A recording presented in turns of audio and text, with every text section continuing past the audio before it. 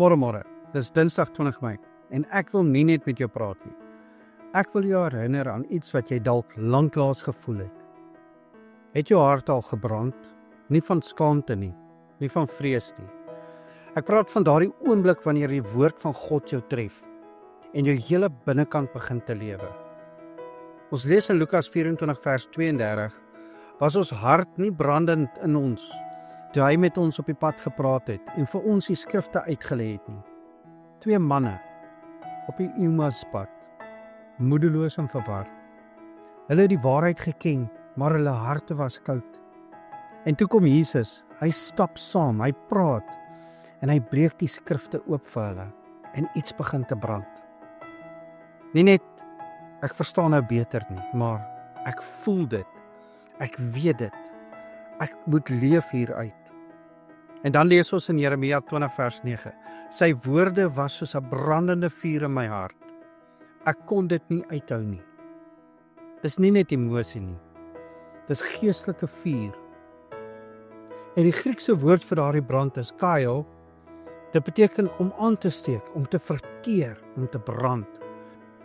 Nie vernietigend nie, maar lewend. Moses het dit gevoel by die brandende bos, Jeremia in sy gebeente, die disippels op die pad en in Handelinge, vlamme op elkeen se kop. So my vraag vandag is nie, lees jy jou Bybel nie, maar brand jy nog? Brand jy vir die teenwoordigheid van Jesus?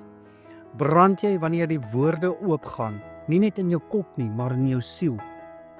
Want jy is nie geskep vir koue geloof nie. Jy is geskep om aan die brand te wees vir Christus. Kom ons bid saam. Here Jesus, ek wil nie net lees nie, ek wil leef. Ek wil nie net weet nie, ek wil brand. Maak my hart wakker, maak dit sag, maak dit ontvanklik. Steek my weer aan met die vuur van u woord, sodat ek nie net kennis dra nie, maar lewe. Nie net preek nie, maar glo. Nie net hoor nie, maar gehoorsaam is. Laat ek weer soos Jeremia sê, ek kon dit nie uithou nie, want u is werklik so heilig en so naby. In Jesus naam. Amen. En moenie vergeet vandag nie, jy is dalk die Bybel wat iemand vandag moet ontmoet. Laat jou hart brand en iemand sal Christus daarin sien. Geseënde Dinsdag vir jou.